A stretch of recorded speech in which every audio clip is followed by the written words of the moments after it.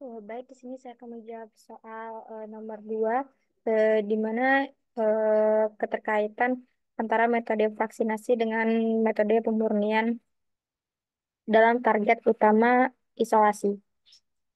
Di sini saya mengambil contoh jurnal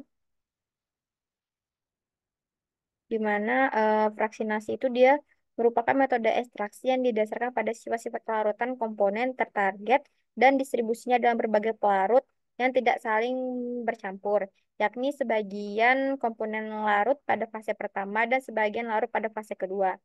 Syarat pelarut untuk vaksinasi adalah memiliki kepolaran yang sesuai dengan bahan yang diekstraksi dan harus terpisah secara pengocokan yang ditandai dengan terbentuknya dua lapisan yang tidak saling tercampur. Kelebihan dari metode ini adalah dapat memperoleh komponen bioaktif yang lebih spesifik dan waktu tujuan yang cepat.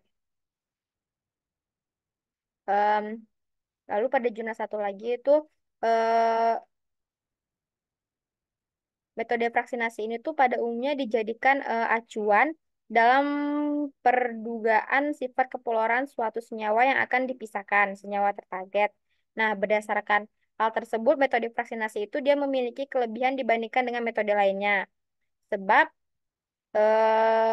dapat memisahkan senyawa bioaktif berdasarkan tingkat kepolaran karena senyawa yang bersifat polar larut dalam pelarut polar, sedangkan senyawa semi polar itu larut dalam pelarut semipolar dan senyawa nonpolar larut dalam pelarut nonpolar.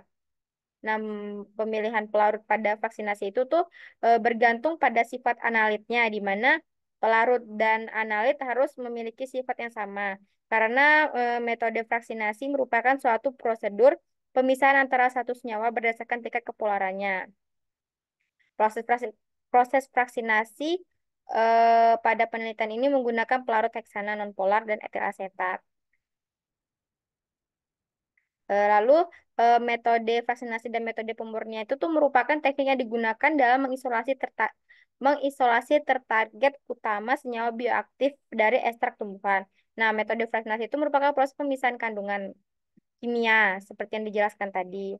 Lalu pada proses vaksinasi senyawa bioaktif dapat dibedakan berdasarkan tingkat kepolarannya, sehingga senyawa yang bersifat polar larut dalam pelarut polar, sedangkan senyawa yang bersifat nonpolar larut dalam pelarut nonpolar.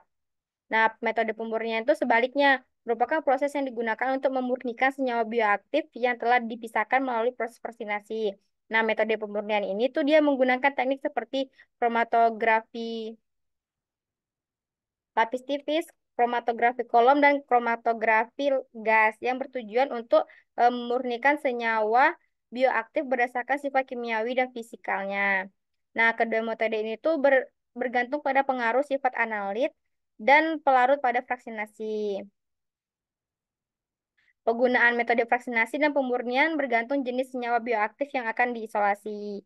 Nah, senyawa bioaktif yang beragam seperti alkaloid, flavonoid, fenilpropanoid, steroid, terpenoid, tanin, dan kumarin. Ini tuh memerlukan metode pemisahan dan pemurnian yang berbeda.